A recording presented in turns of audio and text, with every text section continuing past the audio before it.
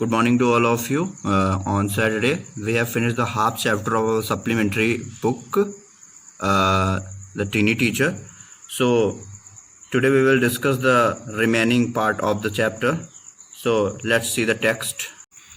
So, dear student, today we will start from here. The queen is the mother of the entire population of the colony. It lives for about 15 years. It has a pair of wings, but bites of them after its wedding flight. The flight takes place on a hot summer day.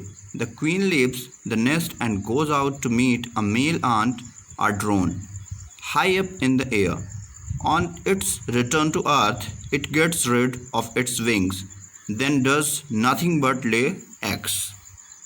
So students, in this paragraph mentioning how to queen ant lay eggs. तो summer days में क्या होता है कि ये जो queen aunt होती हैं उनमें विंग्स आ जाते हैं और विंग्स से कुछ दूर पे उड़ती हैं, ठीक है ना. और उड़ने के बाद जब वो बाहर जाती हैं तो वो मेल आंट यानी कि ड्रोन से मिलती हैं, और ड्रोन से मिलने के बाद कुछ टाइम बाद जब वो वापस अर्थ पे आते हैं तो अपने विंग्स को छोड़ देते हैं. उसके बाद वो उड़ नहीं सकते, लेकिन उस टाइम उनके एग्स ले करने का मेन टाइम होता है. तो इसमें ये बताया गया है कि क्या प्रोसेस होती है उनके लेइंग एग्स की. So student, let's see the next paragraph. Eggs ले, eggs hatch and grub come out. Soldier guard them, workers feed and clean them and also carry them about daily of airing, exercise and sunshine. 2 or 3 weeks. Later grubs become cocoon and lie without food activity for 3 weeks more. Then cocoon break another eggs, break and perfect ants appear. Now it's time for teaching and training. New ants learn their duties from old ants as worker, soldiers, builder, cleaner, etc. After a few weeks training, the small ants are ready to go out into a big world of work. So students, यहाँ पे बताया गया है कि जब eggs ले हो जाते हैं after the laid off eggs, उसके बाद क्या होता है, एग्स से जो आंट्स बाहर आते हैं, बेबी आंट्स बाहर आते हैं, उन बेबी आंट्स के लिए अलग अलग डिपार्टमेंट्स में जो आंट्स बटे हुए हैं उनकी केयरिंग के लिए, उनकी नरिशिंग के लिए, उनके प्रोटेक्शन के लिए, उनके फूडिंग के लिए सारे अपने अपने काम में लग जाते हैं. और कुछ टाइम बाद क्या होता है, जब वो थोड़े बड़े होते हैं तो उनका ट्रेनिंग स्टार्ट हो जाता है. उन्हें ट्रेनिंग दिया जाता है कि किन्हें सोल्जर बनना है, किन्हें ग्रब्स होना है, ठीक है, जो नरिशमेंट का काम करेंगे, या किन्हें फूड सर्चिंग के लिए बाहर जाना है. ये सारी प्रोसेस उन्होंने समझाने के बाद एक ट्रेनिंग पीरियड कंप्लीट होता है, और उस ट्रेनिंग पीरियड कंप्लीट होने के बाद उन्हें भेजा जाता है प्रैक्टिकल ट्रेनिंग के लिए. Practical training, did you understand means practical training? जैसे हम कोई चीज सीखते हैं, जैसे हम किसी चीज की थ्योरी पढ़ते हैं तो हमें उसे अपने इम्प्लीमेंट्स में लाना पड़ता है, हमें उसे अपने एक्टिविटी में लाना पड़ता है. तो इसी तरह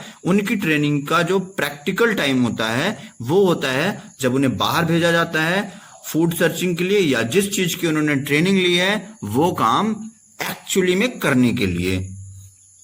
let's move to the next paragraph.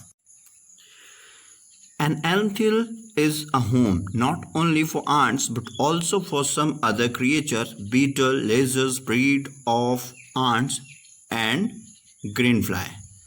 Why do ants want these alien creatures to live in their nest? For several reasons. Some of give of smell pleasant of ant senses. Other give sweet juice, and some are just pets or playthings like cats and dogs to human beings. The greenfly is the ant's cow.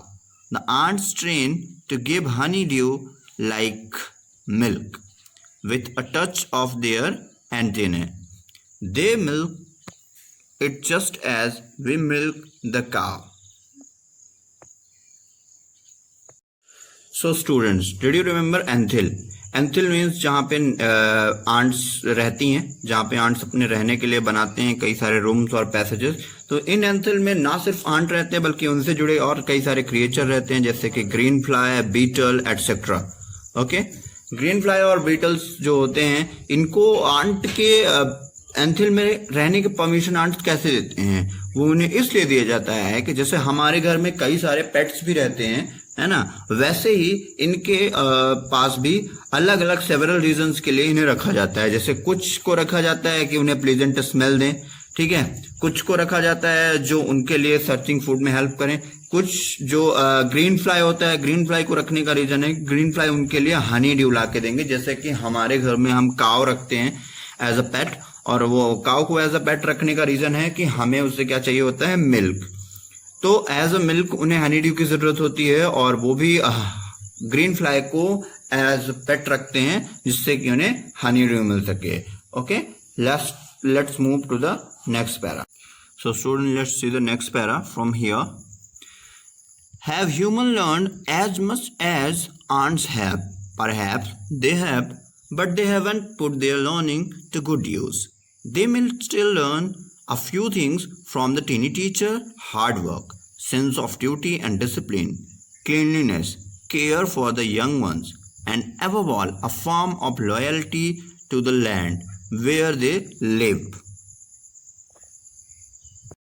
So student, this last paragraph mention the whole summary of this chapter, कि जैसे हमने पूरे chapter में पढ़ा कि इनका जो discipline होता है, इनका जो सेपरेट वर्क होता है, इनको जो ड्यूटी के लिए लॉयल्टी होती है, ये हम इंसानों के पास भी वो सारे सेंसेस हैं, बट हम इंसान उन्हें उस तरीके से यूज नहीं करते। तो हमें इन छोटे छोटे जो इंसेक्ट्स हैं, है ना, इनसे हमें सीखना चाहिए, हमसे इन्हें ये चीज शिक्षा लेनी चाहिए, हमें इन्हें मोरल लेना चाहिए इस चीज का कि अपने वर्क के लिए कितना लॉयल होना चाहिए, कितना पंक्चुअल होना चाहिए। जैसे कि इनके अंदर लॉयल्टी होती है, क्लीनलीनेस होता है, अपने से छोटों के लिए केयर होती है, और भी बहुत सारी चीजें होती हैं। तो अपनी ड्यूटी को अगर कोई परफेक्ट तरीके से कर सकता है तो उसे सीखने के यहाँ पे कई सारे एग्जाम्पल्स हैं। We have a lot of examples for learning of loyalty and etcetera.